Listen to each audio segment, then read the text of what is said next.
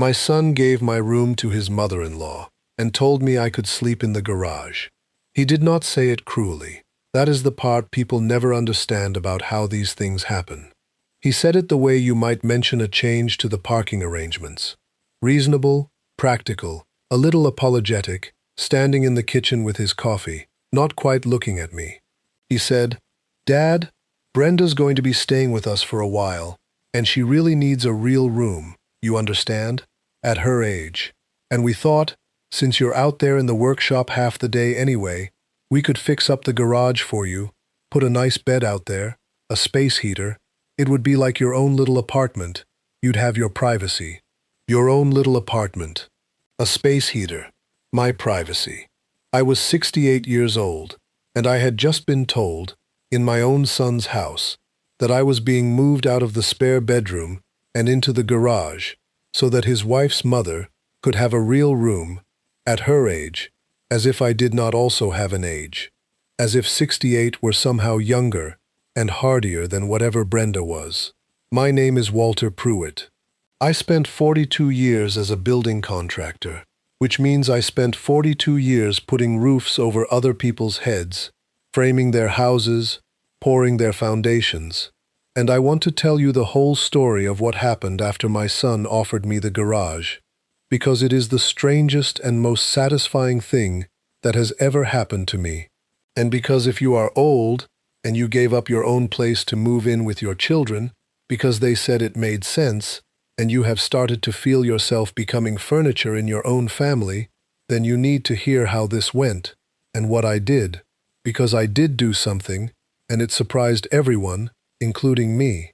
Let me back up, because you cannot understand the garage until you understand how I ended up in that house in the first place. My wife, Carol, died 4 years ago, 41 years married, and after she was gone, I did the thing that grief makes you do, which is to stop being able to bear the house we had shared. Every room of it full of her. The kitchen where she cooked. The porch where we sat every evening of every summer. And my son Daniel, who was attentive in that first year, suggested I sell the house and move in with him and his wife Melissa, because, he said, there was no reason for me to rattle around alone in a big empty house full of sad memories when they had a spare room and could look after me, and it would be good for the grandchildren to have their grandfather close, and it just made sense. Let me tell you about Carol, because you cannot understand what happened without understanding the hole she left. Carol was the one who read people. 41 years married, and in all that time she was the one who could look at a person and know what they wanted, while I looked at the same person and saw only what they showed me. I saw structures, load-bearing walls, the measurable bones of things. Carol saw the truth underneath. When Daniel first brought Melissa home, Carol said to me, quietly, "Walter, that girl is going to run him, and he is going to let her, because he loves peace more than he loves his own opinion. And one day, her wants are going to cost you something, because a man who cannot say no to his wife eventually cannot say no to her about his own father." I told her she was reading too much into it. Carol was rarely wrong, and she was not wrong about that, and I have thought about it 1,000 times since, because if she had lived, none of this would have happened. She would have seen the garage coming from a year away and headed it off with one sentence, the way she headed off every disaster in our life together. But she was gone, and I was alone, and I did not have her eyes, and so I walked into the whole thing blind, one reasonable step at a time. It just made sense. I have learned to be wary of that phrase, because it is the phrase people use when they want you to stop thinking and start agreeing. But at the time, grieving, lonely, I heard it as love, and I sold the house Carol and I had built our life in, and I took the money from that sale, which was a good amount, because it was a good house, in a good area, and I had paid it off years before, and I did a foolish thing with it, a thing I am almost ashamed to tell you. I gave most of it to Daniel. Not all, I kept some back, out of an old contractor's instinct never to spend your last dollar. But most of it I gave to my son, to help with his mortgage, to invest in his future, because I thought, what do I need it for? I am an old man moving in with my boy. My needs are small. Let the money go to the young family, where it can do some good. I have thought a great deal since about why I gave Daniel that money. Because it was the root era, the first wrong cut from which everything else followed. And the answer is not simple. Part of it was grief, the way grief makes you want to give things away, to lighten yourself, to matter to someone while you still can. Part of it was an old-fashioned belief that a father's job is to provide for his children, that money flows downward, from the old to the young, and that an old man clutching his savings while his son struggled with a mortgage was somehow shameful. And part of it, the part I am least proud of, was a kind of purchase, though I did not admit it to myself at the time. I think, somewhere underneath, I believed that giving Daniel the money would buy me a place in his family, would make me wanted, would ensure I was not a burden but a benefactor. And that is the cruelest trick of all, because it works exactly backwards. The money you give to buy a place does not buy you a place, it buys you a diminished place, because a person who has given everything has made himself dependent. And dependence does not inspire respect, it inspires management. And a person who is managed is a person who ends up in a garage. And so I moved into the spare bedroom of my son's house, having given him most of the proceeds of the house I sold, and for the first year it was fine, more than fine. It was warm. The grandchildren were young and delighted to have me, and I made myself useful, fixing things around the house. A contractor is never short of things to fix. And I told myself I had made the right choice, that Carol would have approved, that this was how a family was supposed to be. But something shifted, slowly, over the following years. And I want to describe the shift, because it is so gradual that you cannot point to the day it happened. You can only notice, eventually, that it has happened. Melissa, my daughter-in-law, was never warm to me, but in the first year, she was at least polite, in the careful way of a woman being polite to her husband's father. And then, gradually, the politeness thinned. I began to feel, in 100 small ways, that I was in the way. A sigh when I came into a room, a conversation that stopped when I entered and did not resume. The grandchildren, growing older, gently steered away from too much time with the old man. And Daniel, my son, who loved me, I believe he loved me, began to defer more and more to Melissa in the running of the household, and Melissa's running of the household increasingly had no comfortable place in it for me. Let me give you the specific moments, because the shrinking only becomes real in the specifics. There was the Sunday I had always carved the roast, a thing I had done in my own home for 40 years. And one Sunday Melissa simply had it carved already when I came to the table, not unkindly, just efficiently, and never asked me again, and a small thing died there that I did not name at the time.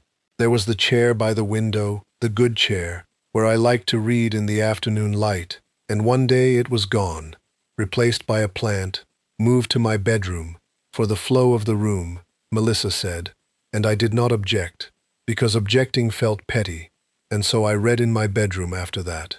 There was the way the grandchildren's friends, when they came over, were told, "This is Daniel's dad, he lives here," in a tone that placed me somewhere between a relative and an appliance.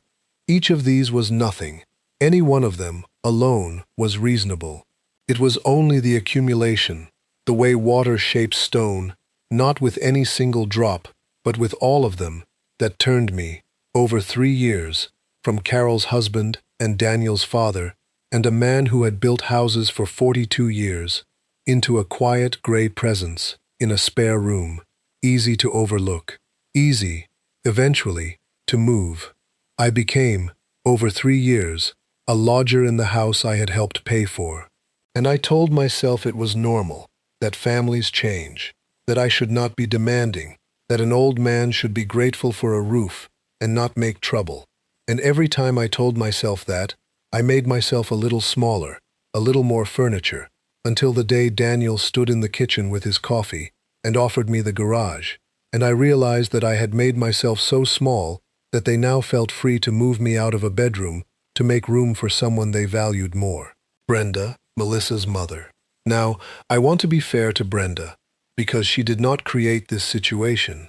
She merely walked into it and took what was offered. But Brenda was a particular kind of woman, the kind who arrives with opinions and expects the household to reshape itself around them, and she had made it clear, from her first visit, that she did not think much of the arrangement whereby her daughter's father-in-law occupied a bedroom she felt should be available for her. And Melissa, who valued her mother's approval above almost everything, had heard that and had begun, I understand now, campaigning, gently, over months, for the reallocation of the spare room, and Daniel, who deferred to Melissa, had eventually arrived at the garage as the solution and had come to me with it, in the kitchen, reasonable, apologetic, not quite looking at me. I did not say anything at first. That is important. Every part of me wanted to say something, to tell my son exactly what I thought of being offered a space heater in a garage in exchange for the house money I had given him.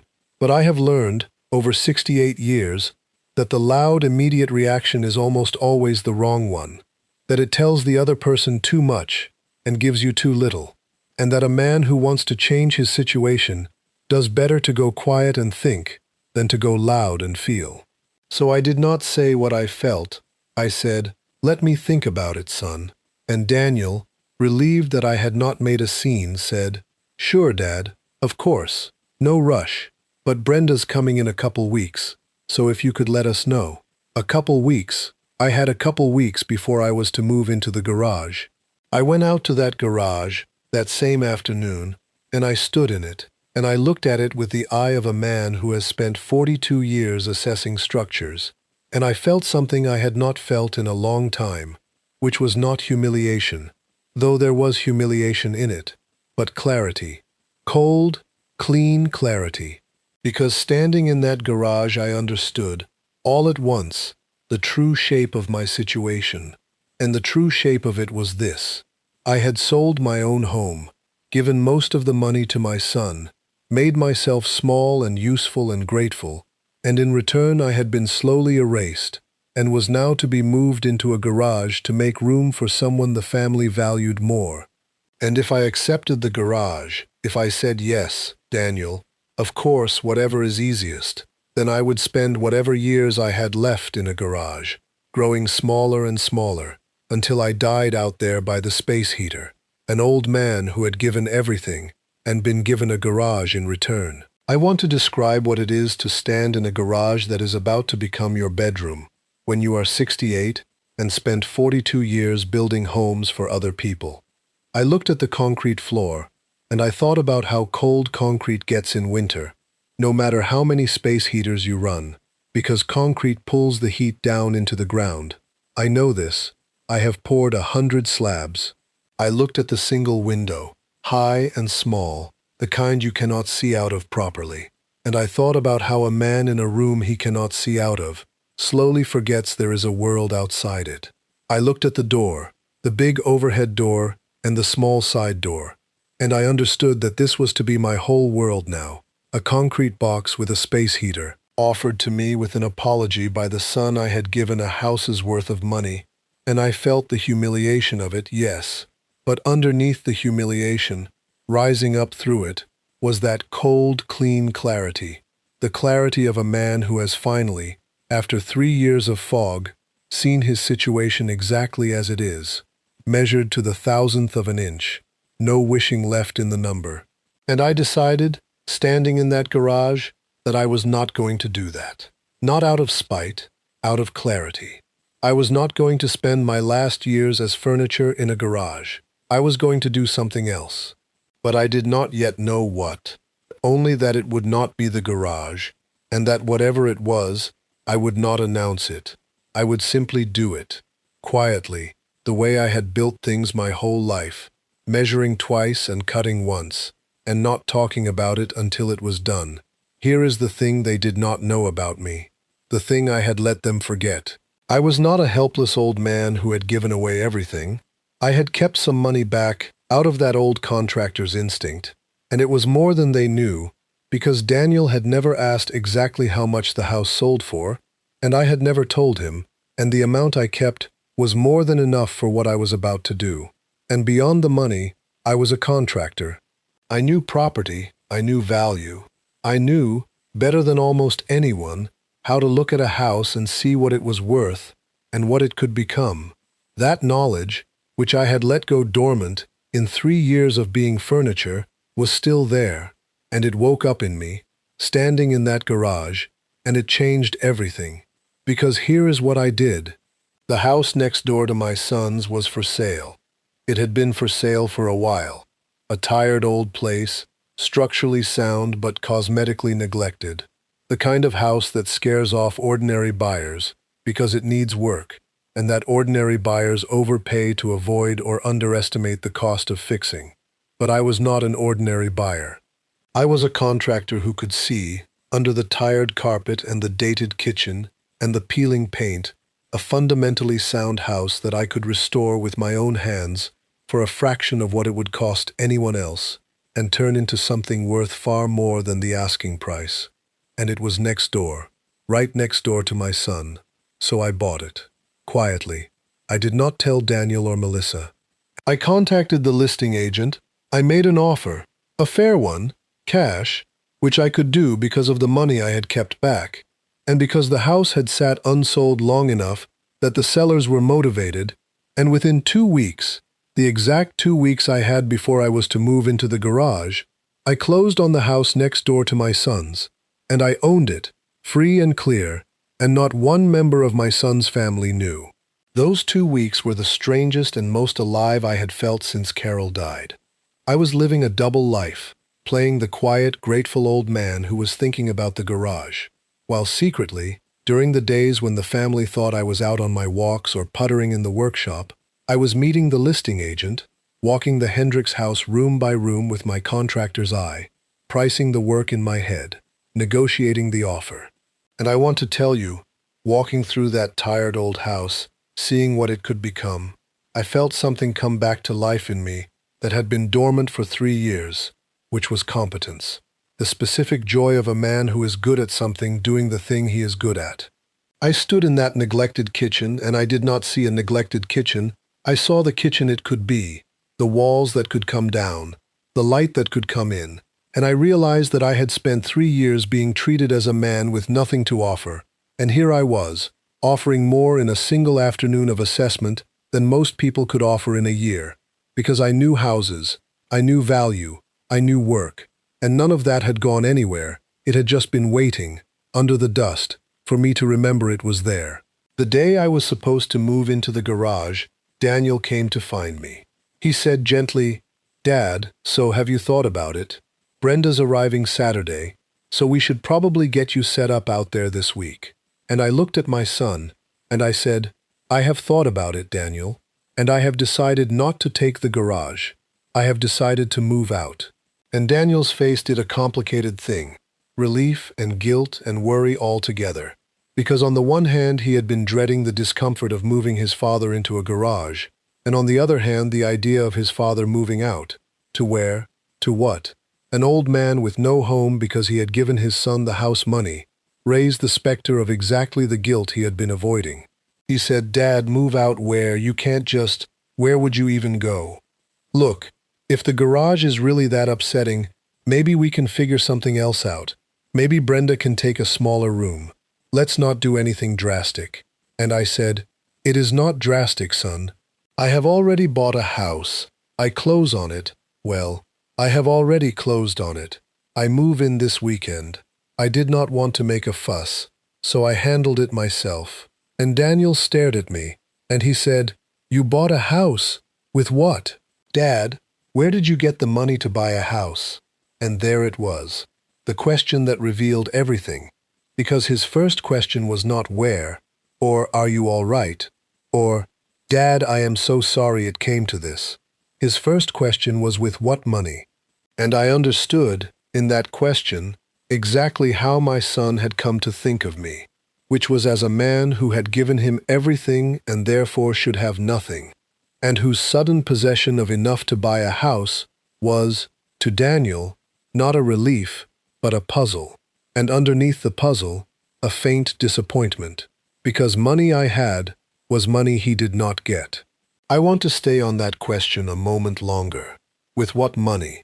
Because it told me more about the last 3 years than anything else could have. My son, learning that his father had bought a house, did not feel, first, relief that the old man would not be in a garage. He did not feel curiosity about whether I was all right, or happiness that I had landed on my feet. His first reflex before he could stop it was to wonder where the money had come from, and underneath that, so faint he probably did not hear it himself, was a note of grievance, because in Daniel's accounting, I had given him the house money, all of it as far as he knew, and money I had was money that had, somehow, escaped him, and even now, even watching his father escape a garage, some small part of my son was doing the arithmetic of what he had not received.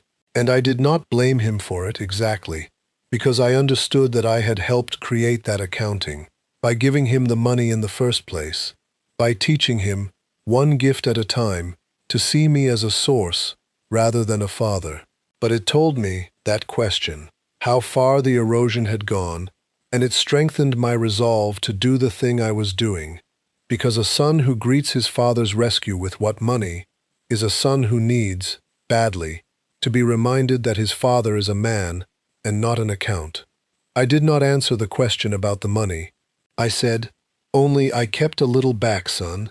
A contractor always keeps a little back. Your mother taught me that, or rather I taught her, and she made me promise never to spend the last of it, and I never did," which was true, and which was all he needed to know. And then I told him where the house was. I said, "It is the Hendricks place, next door." And I watched my son's face when he understood that his father, whom he had been about to move into the garage, had instead bought the house directly next door, and would now be living, not in the garage, not far away where his guilt could fade, but 15 feet from his kitchen window, visible every single day, a permanent monument to what he had done. I want to be clear that I did not buy the house next door out of spite, to torment my son. I bought it because it was a good house at a good price that I could restore, and because it was near my grandchildren, whom I did love and did not want to lose, and because, honestly, it was the practical choice, the house I could get quickly in the 2 weeks I had. But I would be lying if I said I was unaware of what it would mean to be next door, to be visible, to be undeniably present, a father his son could not tuck away in a garage or a distant apartment and forget. There is a justice in visibility. A person who wants to erase you depends on your absence. If I had moved into a distant apartment across town, Daniel's guilt would have faded within a month, the way guilt does when the evidence of the thing is out of sight, and he would have told himself a comfortable story. Dad wanted his independence. Dad is doing fine. And he would have visited on holidays and felt he had done right, and the truth of what he had done would have quietly dissolved. But you cannot dissolve a truth that is standing 15 feet from your kitchen window, thriving every single day. My presence next door was not an accusation. I never said a word of accusation, but it was a fact that could not be edited out, and a fact that cannot be edited works on a person, slowly, the way my presence worked on Daniel over those 4 months, until he could no longer avoid walking over and saying the thing he needed to say. I did not plan the house next door as a strategy, but I will not pretend I did not understand, once I had bought it, that a father who simply remains present and undeniable is a father who cannot be tucked away and forgotten, and that there is a quiet and complete power in that, the power of the thing that will not disappear. To simply remain present, thriving, 15 feet away, is a quiet and complete refusal to be erased. So I moved into the Hendricks place, next door, that weekend, the same weekend Brenda moved into my old room, and I began, immediately, to do what I do, which is to restore a house. And this is where the story turns, because the restoration of that house became the restoration of me, and it changed everything about how my family saw me, and it changed everything about how I saw myself. For 3 years, in Daniel's house, I had been furniture, an old man growing smaller.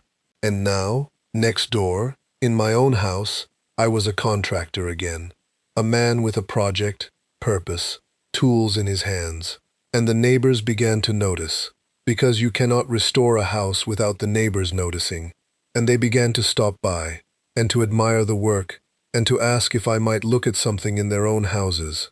And within a few months I was, without having planned it, half retired into a small business again, an old contractor who fixed and improved the houses on the street, respected, sought after, useful, not to my family who had made me furniture, but to a whole neighborhood who saw me for what I actually was. I want to tell you about the restoration itself, because it was not just a house being fixed. It was a man being rebuilt, and the two happened at exactly the same pace. The first week, I tore out the tired carpet, and under it, I found original hardwood, oak, sound, just buried, and as I sanded it back to life over several days, something in me sanded back to life too. The neighbors at first just watched, an old man working alone on the Hendricks place. And then one of them, a young fellow named Tom, 2 doors down, came over and asked if I knew anything about a leak he had, because he had seen me working and figured I might, and I went and looked at his leak and fixed it in 20 minutes. A thing that would have cost him $300 and a week of waiting for a plumber. And Tom told his neighbor, and the neighbor told hers, and within a month I had more small jobs than I could do, and I was not furniture anymore. I was Walter, the contractor on the street, the man who could fix things, the man worth knowing.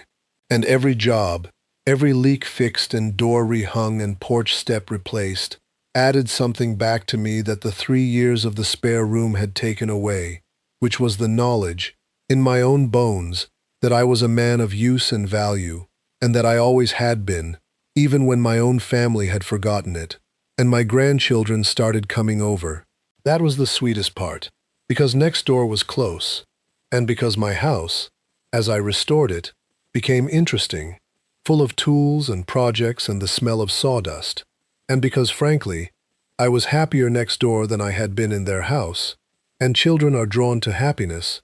My grandchildren began drifting over after school, and I taught them things, how to use a level, how to sand a board, how to see the bones of a house under its surface.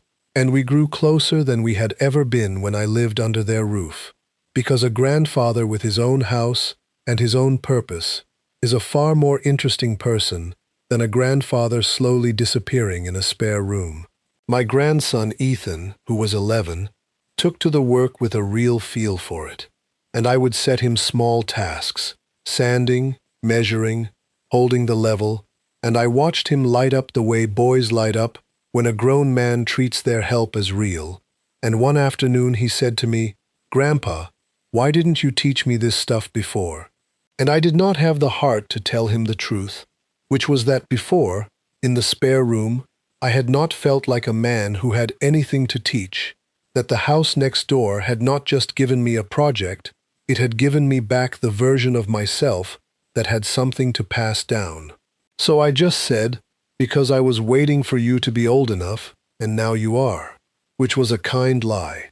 And the kindest thing about it was that from that day forward, it became true, because I did teach him everything I knew, and he soaked it up.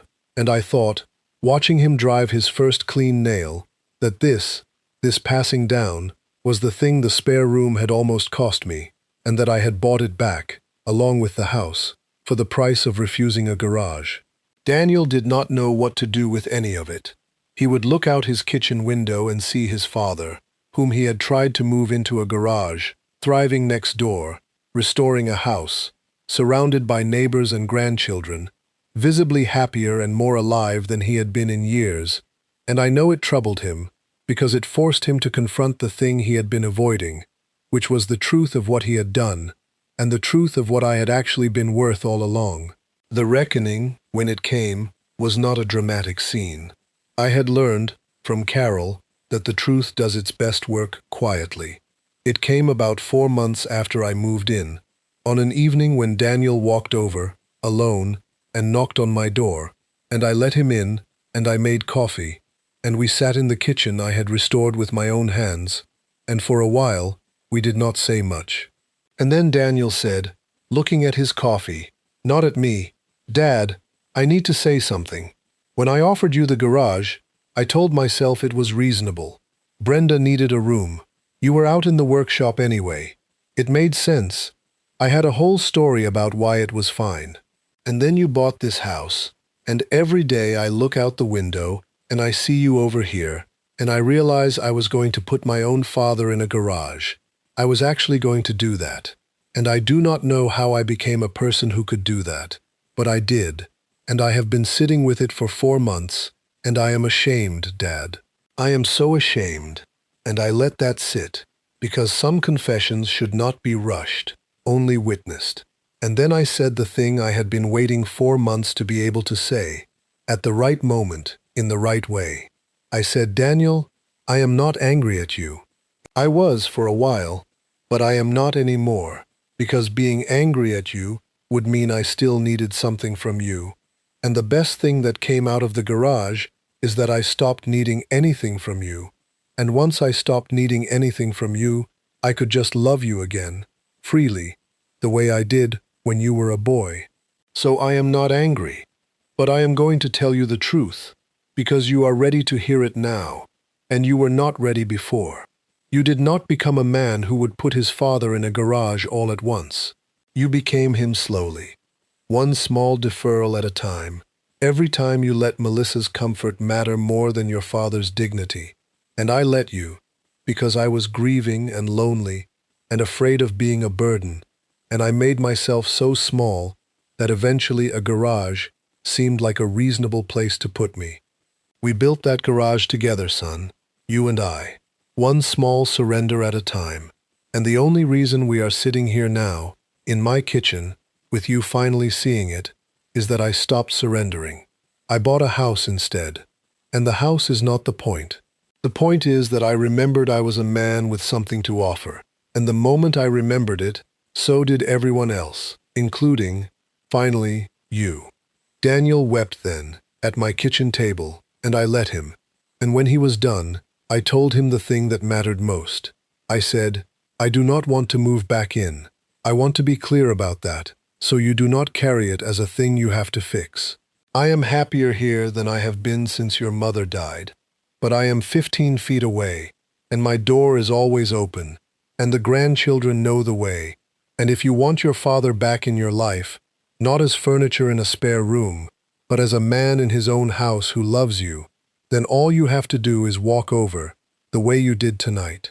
The garage is not the tragedy, son. The tragedy would have been if I had taken it, and I did not. I want to tell you what happened after, because the reckoning is the middle, not the end. Daniel changed, slowly, after that night. Not all at once, because people do not change all at once, but genuinely. He began to walk over, often, sometimes with the grandchildren, sometimes alone. And we rebuilt, over the following years, a relationship that was better than the one we had when I lived under his roof, because it was a relationship between two men who had chosen each other, rather than between a lodger and his reluctant landlord. And Daniel, having seen where his deference to Melissa's every want had led, began, gently, to find his own spine within his marriage, to say no sometimes, to insist that his father be treated with respect. And the marriage did not fall apart, as I had half feared it might. It actually improved, because a marriage in which one person has grown used to always getting their way is not a healthy marriage. And Daniel's recovered spine, painful as it was at first, made it healthier. Melissa and I never became close. I will be honest about that, because I promised to tell you the truth. But we arrived at a kind of respect, or at least she arrived at a wariness of me that functioned like respect, because she had seen that the old man she had helped move toward a garage had turned out to be a man who bought the house next door with money she did not know he had, and built a whole thriving life 15 feet from her window. And a woman like Melissa, whatever else she is smart enough to recalibrate when the facts change, and the facts had changed, and she recalibrated. And Brenda, who got my room, stayed for a while and then moved on, as such people do, to the next arrangement that suited her. And when she left, My old room stood empty, and Daniel offered it back to me, and I said no, kindly, because I did not need it anymore, because I had something better, which was my own house, my own purpose, my own life. The thing I had given up in my grief, and had to lose a bedroom to a garage to a stranger, to finally get back. So here is what I want to say to you. If you have listened this far, and if any of this sounds like your own life, if you gave up your home and moved in with your children, and have started to feel yourself becoming furniture, disappearing one small surrender at a time, hear an old contractor who nearly ended up in a garage. The first mistake I made, and it is the mistake so many of us make, was to give away too much, to hand my son the house money out of grief and love and the belief that an old man needs nothing, because when you give away everything, you make yourself dependent, and dependence is the soil in which this whole terrible plant grows. Keep something back.